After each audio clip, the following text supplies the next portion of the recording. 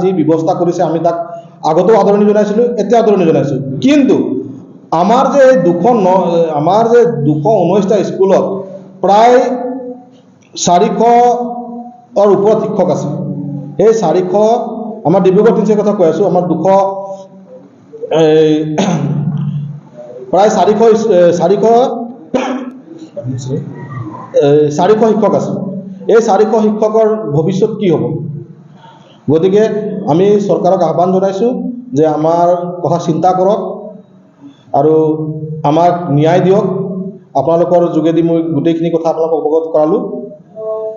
এই LC ৰোডছতো আমি বাৰে বাৰে গৈছোঁ আৰু এইখিনি কথা চৰকাৰে গম নাপায় সেইটো কথা নহয়। আমি মুখ্যমন্ত্ৰীকো আমি এই বিষয়ৰ ওপৰত আমি দুইবাৰ লগ কৰিছোঁ। মুখ্যমন্ত্ৰীয়ে গোটেইখিনি কথা গম পায়।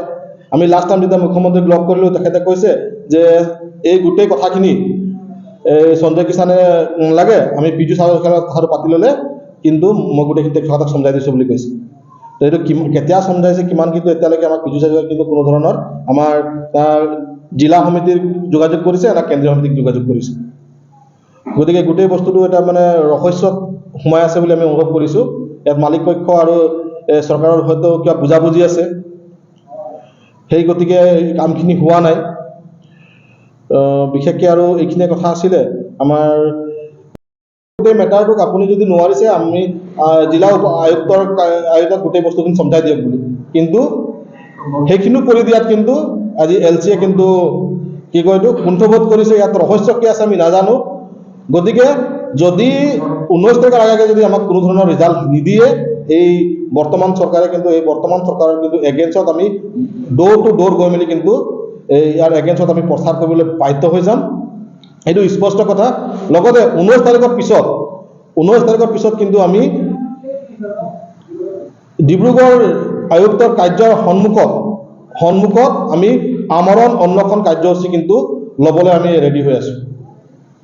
যদি আমাৰ কাৰণ এনে মৰাতকৈ সেইখিনি কৰি কিনি মৰাটো ভাল। আজি আপোনালোকে দুখৰ কথা কৈছোঁ, যিসকল শিক্ষক আছে আমাৰ ইয়াত কেইজনমান শিক্ষক আছে দিনত স্কুল কৰে, ৰাতি নাইট ডিউটি কৰে। কোনোবাই ভাষাত গৈ, কোনোবা ব্যক্তিগত বাগানত গৈ কিনি নাইট চকীদাৰ কৰে। সেইমতে তেওঁলোকে ঘৰটো চলাই আছে। আজিৰ ডেটত 251 টকা, এই 251 টকাটো আপোনাৰ 4 মাহমান হৈছে হোৱা, তাৰ আগতে 232 টকা আছিলে। এই 232 টকাত ঘৰ চলোৱাটো বা শিক্ষাদান কৰি আছে, মানৱ সম্পদ কৰি আছে সেই কেইজন শিক্ষকক কিন্তু আজি চৰকাৰে হওক বা এই মালিক পক্ষই হওক কিন্তু প্ৰতাৰণা কৰি আছে। আমি চৰকাৰকো আহ্বান কৰিছোঁ, চৰকাৰ যদি স্কুল ল'ব পাৰিছে আমাক কিয় ল'ব পৰা নাই? আমাৰ কি কোৱালিটি নাই নেকি? আমি যদি 10 বছৰ 15 বছৰ যদি শিক্ষাদান কৰি আছোঁ, আমি বিনা কোৱালিটিত কিন্তু কৰি আছোঁ নেকি? কিন্তু ইয়াত আৰু এটা কথা আছে, ইয়াত কিন্তু আমাৰ ACMSে সম্পূৰ্ণৰূপে সাপোৰ্ট কৰিছে, কিন্তু আমাৰ ACMSৰ যিজন চেণ্ট্ৰেল কমিটিৰ যিজন সম্পাদক বৰ্তমান ডুমডুমা বিধানসভাৰ বিধায়ক ৰূপেশ গোৱালা ডাঙৰীয়াই আমাৰ শিক্ষক সন্থাৰ সদস্যজনক এবাৰ কৈছিলে যে বোলে তোমালোকৰ কোৱালিটি নাই। তো সেনেকা যদি মন্তব্য ৰখা ব্যক্তি এজনৰ আমি কি আশা কৰিব পাৰিম? সেই গতিকে আমি আজি প্ৰেছ মিটটো দিছোঁ। আমি আমাৰ সাংবাদিক বন্ধুসকলৰ সহায় বিচাৰিছোঁ যে আমাৰ অন্ততঃ এই যিটো জ্বলন্ত সমস্যা, কাৰণ আজি 10 বছৰ উকলি গ'ল, কিছুমান ৰিটায়াৰ পৰ্যন্ত হৈ গ'ল, কিন্তু আজিলৈকে না মেনেজমেণ্টে না চৰকাৰে আমাৰ ওপৰত মানে চকু দিছে। দ্বিতীয়তে চৰকাৰে লৈ লোৱাৰ যি কথা ওলোৱাৰ লগে লগে মেনেজমেণ্টে কিন্তু সম্পূৰ্ণৰূপে হাত দাঙি দিছে। আজি আপোনাক জনাব পাৰিছোঁ যে আমাৰ চাহ বাগিচাতে কিছুমান চাহ বাগিচাত আজিও ল'ৰা ছোৱালী মাটিৰ তলত বহি মেলি এই পাঠদান মানে শিক্ষা গ্ৰহণ কৰি আছে। এনেকুৱা পৰিস্থিতি আছে। 12x12 ৰুমত আপোনাৰ ক্লাছ 1, 2, 3 আৰু ক শ্ৰেণী, এই 4টা শ্ৰেণী যদি 12x12 ৰুমত যদি পঢ়াবলগীয়া হয়, তেতিয়াহ'লে আমাৰ শিক্ষাৰ দিশটো কোনফালে গৈছে আপোনালোকে ভালকৈ গম পাব।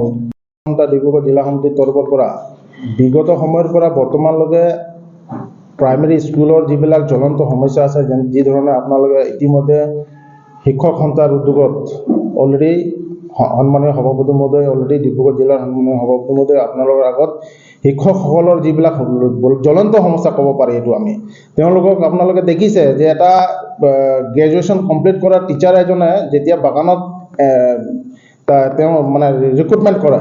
ৰিক্ৰুটমেণ্ট হোৱাৰ লগে লগে কিছুমান বাগানত লগে লগে প্ৰমোশ্যন হৈ যায়, কিছুমান বাগানত অলৰেডি ষ্ট্ৰাগল কৰিবলগীয়া হয়, এটা পিৰিয়ডৰ লগত তেওঁলোকে খাটিবলগীয়া হয়। কিন্তু আমি এনেকুৱাও দেখিছোঁ যে লাষ্ট 2টা বছৰ 3টা বছৰলৈকে মানে কোনোবা ডেলিগেটেড বৰ্তমানলৈকে খাটি আছে, কোনোবা 20টা বছৰ ধৰি ডেলিগেটেড বাগানত খাটি আছে।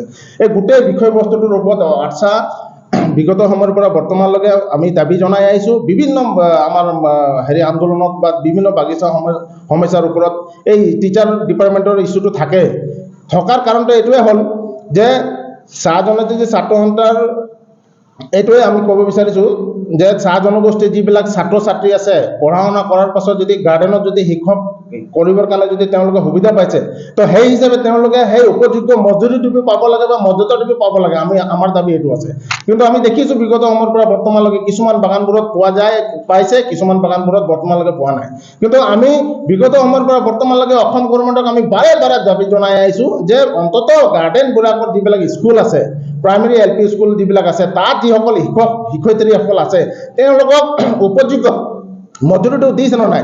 আমি এনকুৱাৰী কৰিলোঁ, তো সেই বাগান হাজাৰৰ দ্বাৰাই তেওঁলোকে খটুৱাই আছে। তো আজি যদি এটা গ্ৰেজুৱেট কমপ্লিট কৰাৰ পাছত যদি এটা ল'ৰা যদি এইটো এটা প্লাকিং কৰি থকা ৱৰ্কাৰ এটাৰ লগত যদি কম্পেয়াৰ যদি আমি কৰিবলৈ যাওঁ, এইটো কিমান ডাঙৰ এটা দুখৰ কথা আপোনালোকে নিজে চিন্তা কৰক। গতিকে আমি গভৰ্ণমেণ্টৰ লগত আমি বাৰে বাৰে আলোচনা কৰি আছোঁ যে অন্ততঃ টিচাৰ হয়, টিচাৰৰ উপযুক্ত সন্মানটো দিব লাগে, উপযুক্ত মজুৰিটো দিব লাগে। আৰু আপোনালোকে বাগানৰ মেনেজমেণ্টক ক'ব লাগে যে তেওঁলোকক মানে প্ৰমোশ্যন দিব লাগে।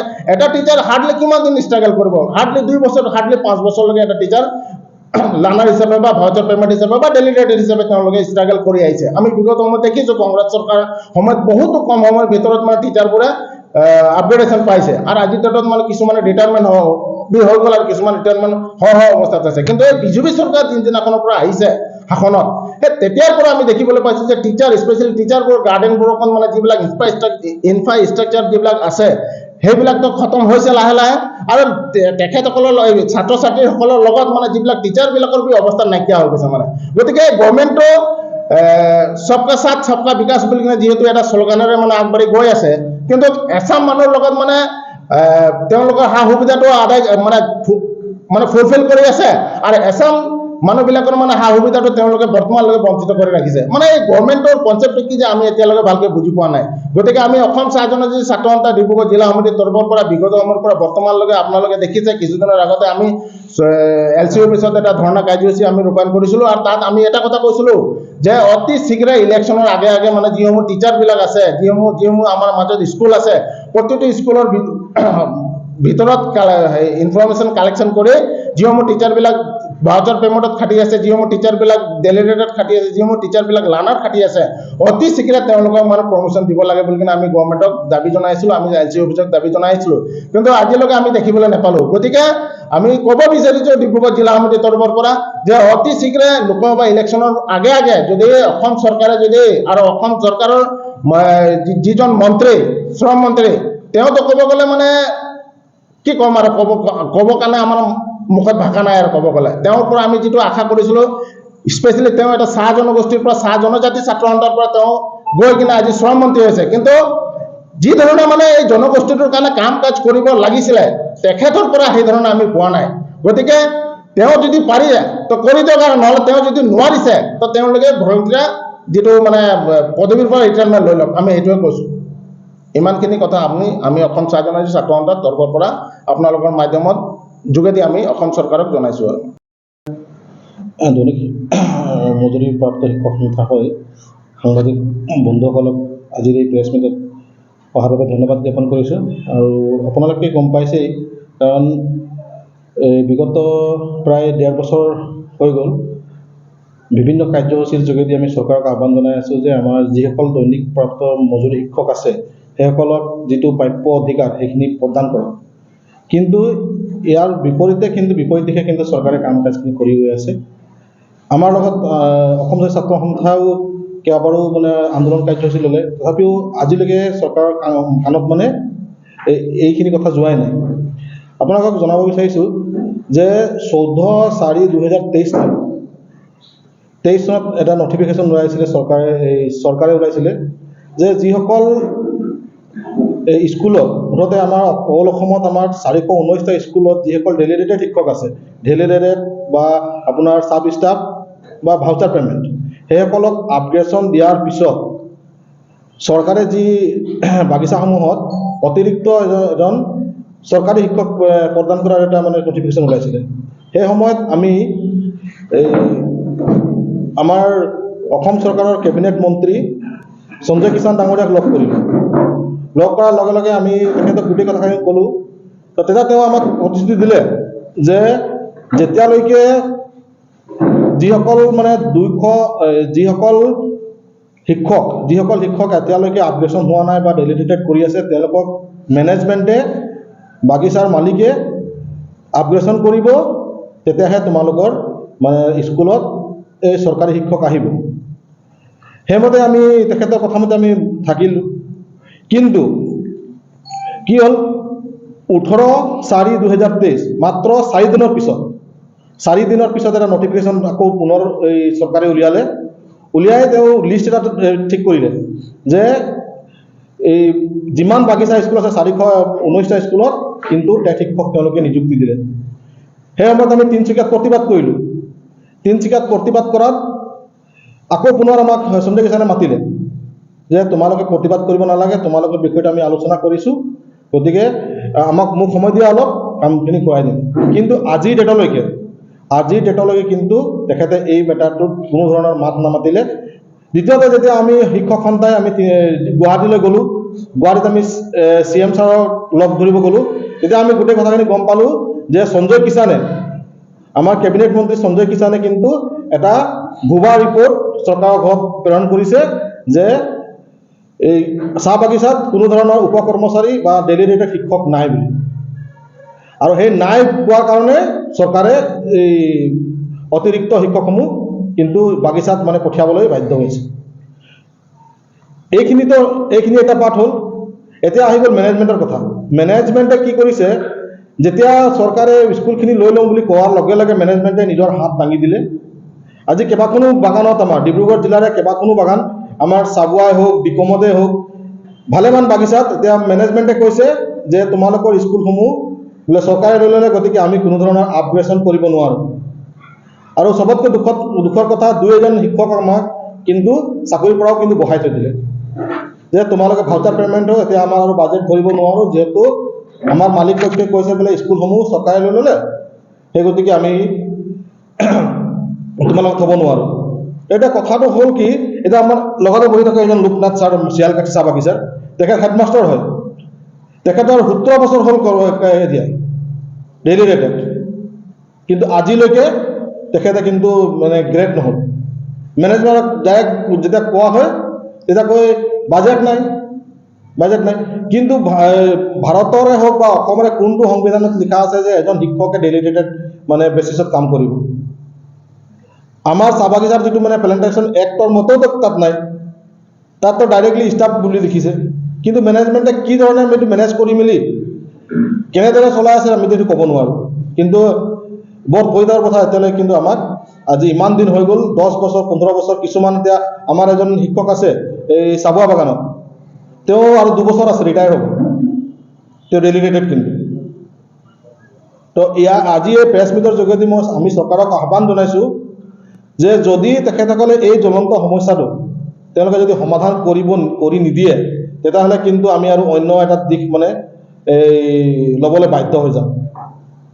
আমি চিন্তা কৰিছোঁ, যদি আমাক 24 ঘণ্টাৰ ভিতৰত 24 ঘণ্টা বা 48 ঘণ্টাৰ ভিতৰত যদি সঞ্জয় কিষাণ ডাঙৰীয়াই যদি আমাক কোনো ধৰণৰ যদি এই কথা নিদিয়ে, আমাৰ বিশেষকৈ ডিব্ৰুগড় ডিষ্ট্ৰিক্টত বৰ্তমান 67টা ডেলিগেটেড শিক্ষক আছে।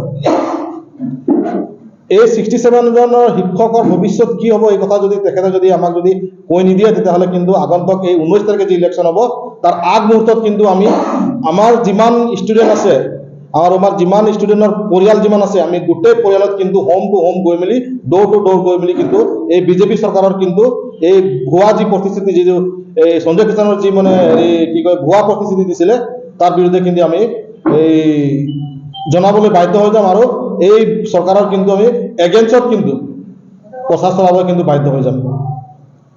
আছিলে যে যেতিয়া চৰকাৰে নটিফিকেশ্যন জাৰি কৰিলে, জাৰি কৰাৰ পিছত সহকাৰী শ্ৰম আয়ুক্তত এটা ত্ৰিপক্ষীয় আলোচনা হ'ল।